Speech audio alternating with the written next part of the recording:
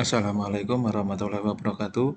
Bertemu lagi di channel Riyadin. Kali ini saya akan membagikan pembahasan tryout mini yang kelima, yaitu soal kompetensi teknis bagi guru sekolah dasar.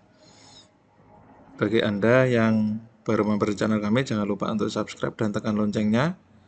Dan bagi yang ingin bergabung di grup Telegram atau membahas soal-soal P3K Guru SD, bisa gabung, yang link grupnya ada di deskripsi video ini. Mari kita lanjutkan ke pembahasannya. Soal yang pertama, Fajri duduk di kelas 4 SD. Ketika disuruh membaca, ia mengalami banyak kesulitan, sering mengulang, terlihat berusaha keras untuk mengeja, kesulitan dalam membedakan huruf B, P, dan Q, dan tidak memahami apa yang dibaca. Fajri juga lamban dalam belajar bahasa dan memiliki kosakata yang terbatas. Berdasarkan data dan informasi tersebut, Fajri mengalami kesulitan belajar yaitu yang C, yaitu disleksia. Disleksia adalah gangguan dalam proses belajar yang ditandai dengan kesulitan membaca, menulis, atau mengeja.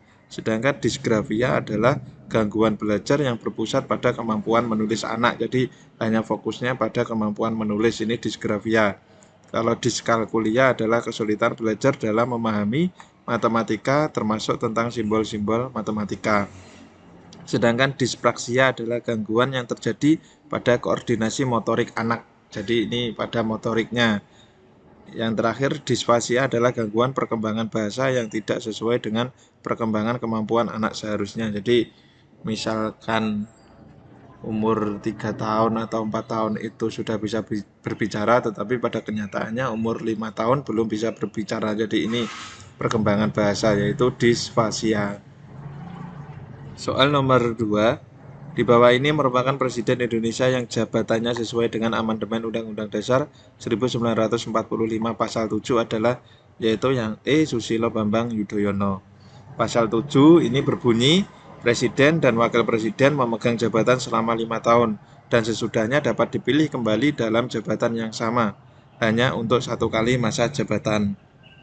Nah, ini dari pilihan ini, Soekarno ini dari 18 Agustus 1945 sampai 12 Maret 1967. Ini perkiraannya ya, ke tahunnya maksudnya. Ini lama menjabat sekitar 22 tahun. Soeharto 1967 sampai 1998. Lama menjabatnya kurang lebih 31 tahun atau biasanya 32 tahun karena lebih bulannya itu ya. Sedangkan B.J. Habibie 21 Mei 1998 sampai 20 Oktober 1999. Lama menjabat kurang lebih hanya 1 tahun, menggantikan Soeharto ini. Yang keempat, Abdurrahman Wahid, Kiai Haji Abdurrahman Wahid, ini tanggal 20 Oktober 1999 sampai 23 Juli 2001. Lama menjabatnya kurang lebih 2 tahun. Dan Megawati Soekarno Putri ini dari 23 Juli 2001 sampai 20 Oktober 2004. Lama menjabat kurang lebih 3 tahun. Setelah itu Susilo Bambang Yudhoyono, yaitu 20 Oktober 2004 sampai 20 Oktober 2014. Lama menjabatnya tepat 10 tahun atau 2 kali periode. Jadi selama 5 tahun dan bisa dipilih kembali dalam jabatan yang sama, yaitu 1 kali lagi, yaitu 2 kali periode 10 tahun. Jadi yang benar adalah jawaban yang E. Soal nomor 3, di bawah ini yang merupakan contoh kegiatan memotivasi siswa adalah, yaitu yang D. Dalam proses belajar, siswa tidak hanya mengerjakan latihan yang diberikan oleh guru, akan tetapi proses belajar siswa didapat melalui diskusi, audiovisual, studi kasus, praktek, dan sebagainya. Jadi metode pembelajaran yang bervariasi ini bertujuan agar siswa tidak bosan dan jenuh dalam proses KBM. Tujuannya agar siswa selalu termotivasi dalam kegiatan proses pembelajaran. Jadi dengan adanya diskusi, praktek, itu kan anak menjadi termotivasi untuk melakukan kegiatan belajar mengajar. Contohnya, dalam proses belajar siswa tidak hanya mengerjakan latihan yang diberikan oleh guru, akan tetapi proses belajar siswa didapat melalui diskusi, audiovisual, studi kasus, praktek, dan sebagainya, dengan tujuan agar siswa tidak bosan dan tidak jenuh dalam proses belajar. Jadi audiovisual itu kan dilihatkan video, itu kan anak menjadi motivasinya bertambah. Kalau memberikan soal yang dikerjakan kan juga jenuh. Membagi tugas sesuai kemampuan siswa, ini juga bukan motivasi. Memahami karakteristik siswa untuk memberikan tugas kan motivasi itu kan penyemangat. Jadi ini bukan memberikan tugas proyek yang bisa dikerjakan di rumah. Ini biasanya anak malah mengeluh. Soal nomor 4, hewan yang mempunyai 4 pasang kaki tidak bisa melompat, tidak bisa terbang, bagian tubuh terdiri dari kepala dan perut. Hewan tersebut adalah, yaitu jawabannya adalah yang D, laba-laba. Pembahasannya jumlah kaki laba-laba ini ada 8, artinya 4 pasang. Ciri lain membutuhkan makanan dan berkembang biak dengan bertelur, memiliki mata sederhana dan laba-laba mempunyai rahang penusuk. Laba-laba tidak bisa terbang dan tidak memiliki antena. Kalau kecoa, serangga dengan bentuk tubuh oval, pipih, dorsoventral, kepalanya tersembunyi di bawah pronotum yang dilengkapi dengan sepasang mata majemuk dan satu mata tunggal. Antena panjang, sayap 2 pasang, dan 3 pasang kaki, hanya 3 pasang ya. Belalang ini juga memiliki 3 pasang kaki pada bagian dada sehingga jumlah kakinya 6 dan berfungsi untuk berjalan. Capung ini berjumlah 6 atau 3 pasang juga. Jumlah kaki kelabang atau lipan sebenarnya adalah 1 pasang per ruas tubuh. Namun setiap kelabang memiliki jumlah ruas tubuh yang berbeda sehingga jumlah kaki setiap kelabang juga berbeda, yaitu antara 30 sampai 354 kaki. Jadi panjangnya ini berbeda-beda. Soal nomor 5, gaya yang dihasilkan saat memanah adalah yaitu yang B, gaya pegas. Gaya pegas timbul pada benda-benda elastis dan lenting, seperti karet gelang, busur panah, bambu yang dibengkokkan, dan lain-lain. Pada saat memanah, busur panah yang ditarik akan merenggang, dan kemudian akan kembali ke keadaan semula. Sedangkan anak panah akan melesat ke titik yang dituju karena adanya gaya pegas. Jadi, gaya yang bekerja pada saat anak panah terlontar dari alat panahan adalah gaya pegas.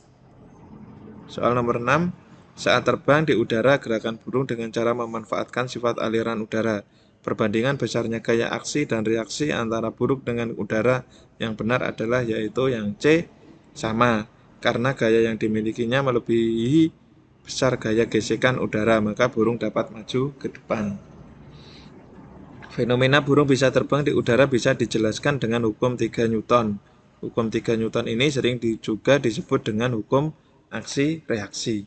Hukum ini menyatakan bahwa apabila benda memberi gaya terhadap benda 2, maka di saat yang sama, benda 2 pun akan memberikan gaya pada benda 1. Adapun besar kedua gaya adalah sama, namun arah keduanya berlawanan. Salah satu gaya tersebut dikenal dengan aksi, dan gaya yang lainnya disebut dengan reaksi. Pada fenomena burung yang sedang terbang, gerak kepakan pada sayap disebut dengan gaya aksinya. Kan ke atas dan ke bawah ya karena mengepakkan sayap. Sementara gaya reaksinya adalah balasan dari udara dengan besar gaya yang sama. Namun besar gaya aksi tersebut melebihi besar gaya gesek udara, maka burung pun saat terbang bisa untuk maju ke depan. Jadi kekuatannya burung itu lebih besar gaya geseknya daripada gaya gesek udara. Soal nomor 7, pernyataan di bawah ini yang sesuai dengan hubungan panjang dan massa senar gitar dengan frekuensi adalah yaitu yang B, jika massa jenis senar kecil, maka frekuensinya akan besar. Jika panjang senar atau L pendek, maka frekuensinya akan besar, dan sebaliknya. Jadi, jika frekuensinya kecil, jika massa jenisnya kecil, maka frekuensinya akan besar. Nah, di sini ada beberapa ini ya. Jika panjang senarnya pendek, maka frekuensinya akan besar. Dan sebaliknya, berarti kalau panjang senarnya panjang, frekuensinya kecil. Jika tegangan senar atau F-nya rendah, maka frekuensi akan rendah. Dan sebaliknya. Jadi jika tegangannya tinggi, maka frekuensinya akan tinggi. Jika luas penampang senar atau A-nya kecil, maka frekuensinya akan besar. Jadi semakin luas penampang senar, maka frekuensinya akan semakin kecil.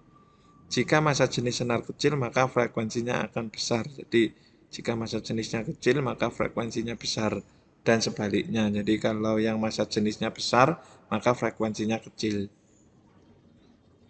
Soal nomor 8, di bawah ini merupakan contoh sikap hedonisme adalah yaitu yang A, menggunakan narkoba untuk mendapatkan ketenangan, kesenangan, keberanian. Hedonisme adalah paham di mana kenikmatan dan kesenangan merupakan tujuan utama dalam hidup. Sedangkan konsumerisme merupakan paham berperilaku dan bergaya hidup boros di mana barang maupun jasa yang tersedia digunakan secara berlebihan. Jadi ini hampir sama ya, hedonisme dengan konsumerisme ini. Kalau hedonisme ini tujuan utamanya yaitu untuk memperoleh kenikmatan, kesenangan. Jadi narkoba ini karena memperoleh kesenangan. Sedangkan konsumerisme itu hidup boros secara berlebihan, jasa atau barang yang digunakan secara berlebihan. Contoh hedonisme, melakukan vandalisme untuk kesenangan, melakukan olahraga agar memiliki badan yang atletis. Ini juga kan untuk kesenangan juga. Membeli fashion yang trending agar terlihat tampan atau cantik, menggunakan kendaraan yang berbeda, mahal dan terlihat mewah, agar muncul rasa bangga ketika dipandang manusia. Jadi kalau membelinya saja dengan tanpa masuk, kan sudah ada mobil, beli lagi, lah itu konsumerisme. Tapi kalau membeli mobil agar muncul rasa bangga ketika dipandang manusia, maka itu termasuk hedonisme. Berlibur ke berbagai mancanegara, ini kan nanti foto-foto juga bisa untuk pamer juga. Bermain Mobile Legend atau PUBG sampai lupa waktu hanya untuk memburu kesenangan. Menggunakan narkoba untuk mendapatkan ketenangan, kesenangan, keberanian, dan sebagainya. Pemuda-pemudi yang melakukan zina maupun pacaran. Menjadi selebgram agar memiliki banyak uang dan terkenal seperti selebritis. Mengeluarkan uang ratusan juta hingga miliaran untuk merayakan pesta pernikahan yang mewah dan terlihat wah. Jadi untuk dipuji ini hedonisme lebihan ya. Kalau konsumerisme ini setiap tahun senantiasa membeli motor dan mobil baru. Jadi setiap tahun membeli mobil itu kan berarti boros. Mudik menggunakan pesawat berkelas VVIP, padahal dengan pesawat kelas bisnis pun sama saja keamanannya. Membuang-buang kuota internet hanya untuk mendownload suatu hal yang tidak ada manfaatnya. Menyalakan AC namun menggunakan selimut. Memesan makanan di warung makan secara berlebihan, bahkan sampai mubazir. Membeli barang hanya karena tertarik akan hadiah maupun bonusnya.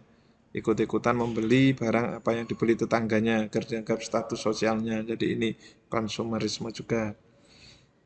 Membeli pulpen secara lengkap dari merek A sampai Z. Memiliki sepatu minimal 7 jenis untuk dipakai di tiap hari yang berbeda. Membeli laptop khusus editing, khusus gaming, dan khusus programming. Padahal dalam penggunaannya sangat standar. Soal nomor 9 di bawah ini merupakan persiapan Indonesia untuk menghadapi MEA adalah itu yang B, penguatan sektor UMKM.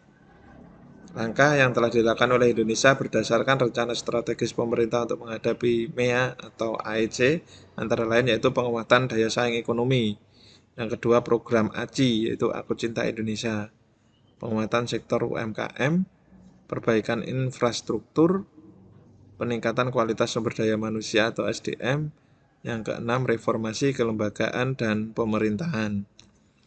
Soal nomor 10, siswa SD mengerjakan soal penjumlahan masih menggunakan jari. Dalam hal ini siswa tersebut masih dalam tahap, yaitu yang C dalam tahapan operasional konkret.